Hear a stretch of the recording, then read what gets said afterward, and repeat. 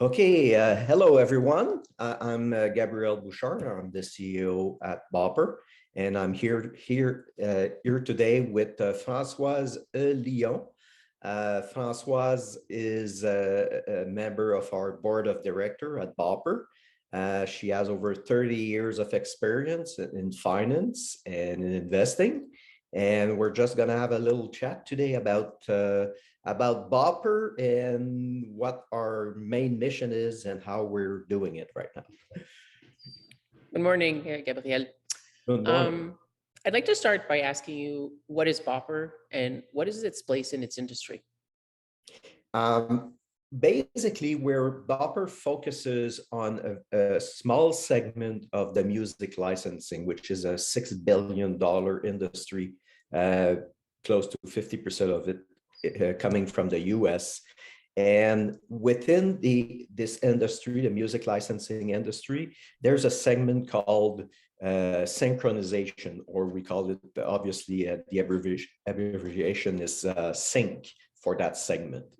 And what's happening right now is really interesting. This small segment is literally booming right now, and it's mostly driven by the growing needs from companies, because we're a B2B business, for companies to easily buy music to put on their video production. So it could be an ad agency that is producing tens, if not hundreds of smaller productions on a monthly basis. They need great music for all these productions. And it could be TV producers who has a series and need 3 or 4 tracks per episode. So basically, this is where sync sits in the music licensing industry. So you've talked about one of the issues that Bopper is addressing, but what exactly is Bopper's solution? What makes us unique is we all know about the fact that brands and companies in general need more music, but what they really want is great music, the very best music. They all would like to discover the next big thing and give them a break in a commercial, for instance, is that they want to access to the very best music, but they need to be able to buy the rights to use it instantly. Because as I mentioned, there's so much volume of productions happening on a regular basis. They would love to access this great music coming from emerging artists, but they don't have 6 to 8 weeks to deal with the entire process that goes from finding the perfect track to meet the concept that was created in advertising, for instance, negotiate the price with the rights owners, and then clear the tracks, meaning making sure that all the people who own a piece of the tracks are in line with it. So up until now, the agency and companies turn to stock music to have access to music almost instantly and buy the rights to use it. The problems with the stock music offering, basically there are 2 main issues. The first issue is obviously the quality of the music. And don't forget, when you're talking to an ad agency that is representing a major brand, they have standards when it comes to quality of the music, not only the quality of the production for a track, but as well the creative qualities of that music, because what they want to do is generate an emotional bond between a potential consumer and a brand. You need music that can drive that kind of emotion. And I'm not saying it's not the case for stock music, but stock music it comes mostly from musicians who will put a track together in their basement and will put it there. So they haven't been creating music for most of them that has a people following them, listening to it. So they don't have a fan base, all these things. So that's the big difference when it comes to the quality of the music, is the fact that Bopper, because of its different business model and the unique technology we have, we can access those artists who will agree to get represented by Bopper because they're going to see real money at the end. The other big issue with using stock music libraries right now is that they all share the same business model, slight variations, but essentially at the core of their business model is that in order to provide a very low price to use a track, it could be like $99 for a song, and turn a profit, they basically have to squeeze their music suppliers. So for a major brand out there who's boasting and making a lot of effort to become or to be a good corporate citizen, many of them are not even aware that one of their suppliers is not being treated fairly right now. So these are the major issues that Bopper is addressing right now. We really want to make this a win-win for both parties, a win for the clients who will be using the music, but also a great win for those musicians who will make a decent pay when their music gets placed.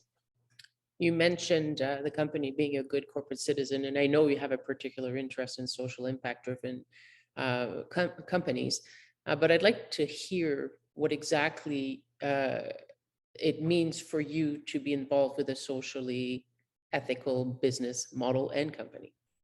Well, I think it's almost impossible to be in business right now, especially if you're selling product or services to consumers, not to be aware of that it is expected right now. It's not an added value. It's a must-have. Companies have to be more respectful in many ways, including how they're treating their supply chain and the people involved in there. So I think to do business nowadays, it's a given. In our case, obviously, we want to play a role, and we're playing a role there. Just with artists. Personally, I worked 20 years in recruiting in the past, and what really drove me to get out of bed in the morning was really the fact that, yes, I was helping employers to recruit great people and support their growth and project, and that's great. But what really drove me personally was the fact that I was helping job seekers improving what was missing with their career, whether it's money or professional development or whatever. So when I started working with Bopper back in 2019, for me, the idea of helping the emerging very best artists to make a decent living with their music, to diversify their source of revenue, and when they get chosen to get real money for their work, is definitely still a very strong motivation. And this is how we want to change. We're doing it at Bopper, but we also trying to create a movement to make brands more aware over the fact that when they or their agencies are using stock music, it's really the artists that are getting the low hand of the stick. As a last question, would you have a testimonial to share with us of one of your artist experience with the Bopper's platform? Yes. Sorry, I don't have the name of the individual. Maybe best you don't share the name. Yeah. But you're talking from the artist side? Yes. Oh, yes, absolutely. Remember, I said, well, our technology, what's really unique about Bopper's technology is that it's now possible to put a price on each track individually. And we're doing this based on not only how the track's going to get used, but also on the artist's reputation. And remember that these artists that we're representing are used to make a living with their music by touring, by selling merchandise, and a bit of money with music streaming from big platform, but mostly from live performances and merchandise sales. And obviously, over the last 2 years, they've been cut off from their main sources of revenue, and it basically left them with nothing. And putting your music, getting your music found and chosen by an ad agency is not an easy task for an artist. There's no easy conduit to connect the two together, except through platforms such as Bopper. So to come back to your question, last year we sold a license in the US for one of our artists for $200,000 US. And the art, obviously made a huge difference in this artist's life, because he was able to on a personal basis, he was very discouraged and was thinking of doing something else with his life, and his music is just fantastic. That would be, I think we would have lost a great artist if it had been the case. But with that placement on a major ad campaign, he was able to get motivated again and see the light at the end of the tunnel, and probably made more money with that one placement than the entire shows that he had the chance to give before COVID hit us. That's a great example. Thank you, Gabriel. So before we finalize our discussion, Françoise, I have a question for you. So you're not only on the board of Bopper, but you're also an investor in the company. So I would be curious to know what drove you to invest in Bopper? Obviously, quite a few reasons.